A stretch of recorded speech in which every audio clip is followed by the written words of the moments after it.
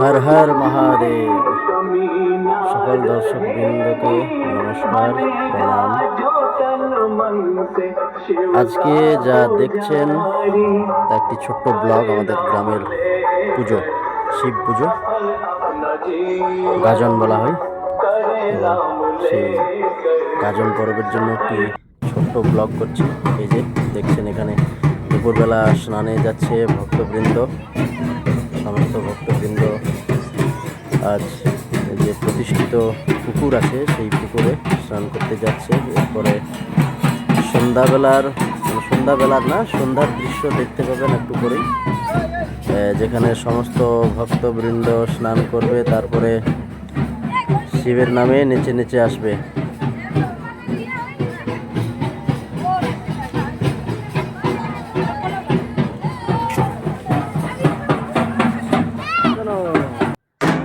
এই হলো সেই ভিডিও।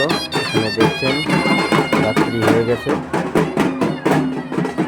সমস্ত শিবের ভক্তবৃন্দ যারা ভক্তা হয়েছেন তারা এই পুকুরে এসে এখানে স্নান সারবেন।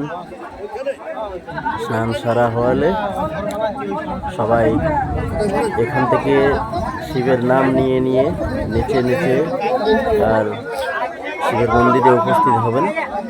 আমাদের যে মন্দির, সেই মন্দির থেকে এই জায়গাটা প্রায় 600-700 মিটার মতো দূরত্ব।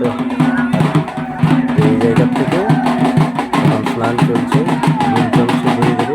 এই ভিড়টা কিছু ভিড় না, এটা কেবলমাত্র এখন ভক্তবৃন্দের পাশে কয়েক লোক আছে। এরপরে পরের যে পার্টগুলো দেখতে পাবেন, পরের পার্ট মানে যে কন্টিনিউসলি যে ভিডিওটা আসছে সেই পার্টে আপনারা দেখতে পাবেন প্রচণ্ড মানুষের ভিড় হয় এখানে। এই যে সকলের যে দণ্ড আর কি থাকে, প্রত্যেক ভক্তবৃন্দ নিজের নিজের এক একটা করে দণ্ড ধারণ করে থাকেন। দেখছেন ছোট ছোট বাচ্চা পর্যন্ত ভক্তা হয়েছেন। খুবই দুর্দান্ত জমজমাট হয়, দেখতে থাকুন। হর হর মহাদেব।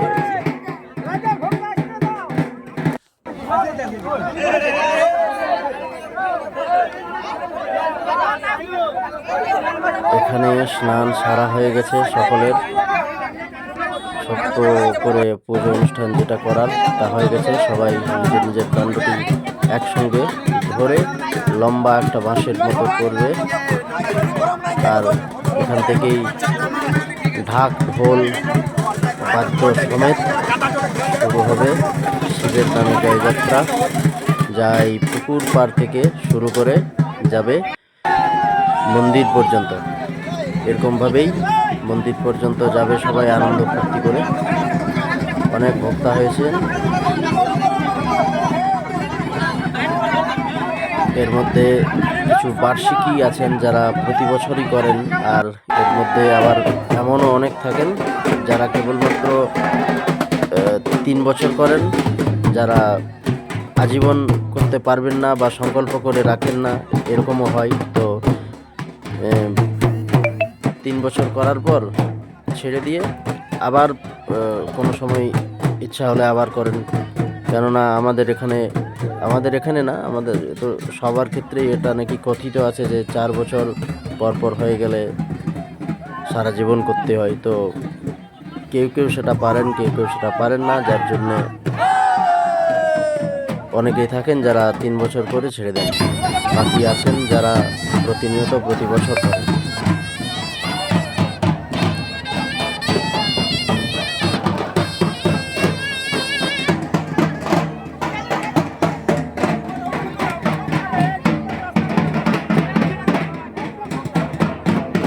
দেখছেন কম বয়সী ভক্তা আছে, প্রাপ্তবয়স্ক ভক্তা আছে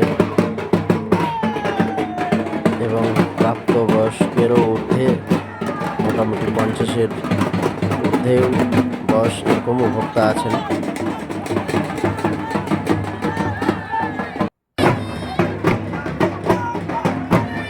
এই যে দেখুন কত পরিষ্কার দেখা যাচ্ছে। এখানে লাইটিংটা একটু বেশ ভালো রকম আছে বলে একটু পরিষ্কার বোঝা যাচ্ছে।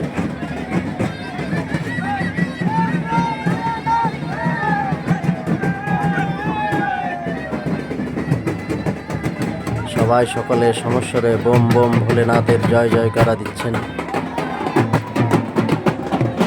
কি আনন্দ, কি আনন্দ, বোঝাতে পারা মুশকিল।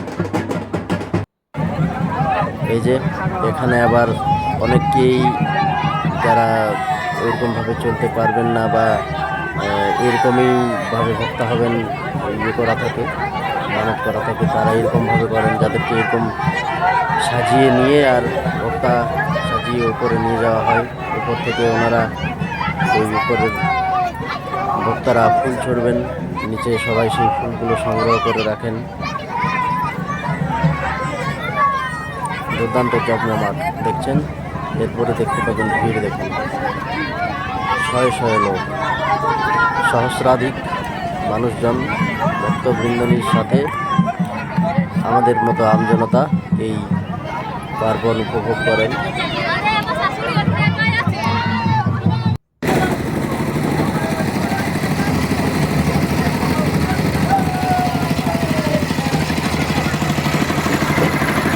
এই যে দেখছেন সকলে ভেজা গামছা গায়ে আর কি হাওয়া করছে। প্রচণ্ড এই সময়টাই গরম যেহেতু পড়ে গেছে, সেহেতু আর এই যে যেটা এনারা করছেন সেটা খুব একটা কষ্টকর কাজ হয়ে যায়। সেই লম্বা একটা দূরত্ব পুকুর পাড় থেকে একই রকমভাবে এরকম নিচে নিচে আর এরকমভাবে হাত দুলিয়ে দুলিয়ে আসাটা দুষ্কর হয়ে পড়ে, তাই ঘেমে যান, গরম হয়। সেই জন্য অনেকেই থাকেন যারা ভেজা গামছা নিয়ে তাদের পিঠে মালিশ করেন বা হাওয়া করেন।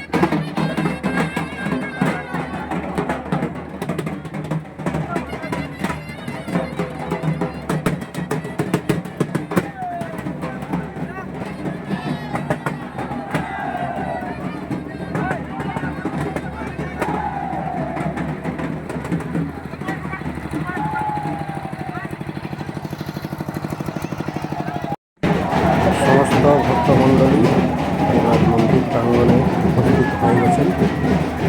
অনেকটা দূর অতিক্রমণ করে এনারা সবাই পৌঁছেছেন। এরপরে সবাই একে একে একে একে করে মন্দিরে প্রবেশ করবেন, পূজা অর্চনা করবেন, তারপরে বিশ্রাম হবে। এই যে তারপরে আর ভিডিও করা হয়নি। এই যে মন্দিরের উপরে শিব পার্বতীর যে মূর্তি স্থাপনা করা হয়েছে তারই ছোট্ট ছবি একটা। হর হর মহাদেব। সকল ভক্তগণকে আশীর্বাদ প্রদান করুন।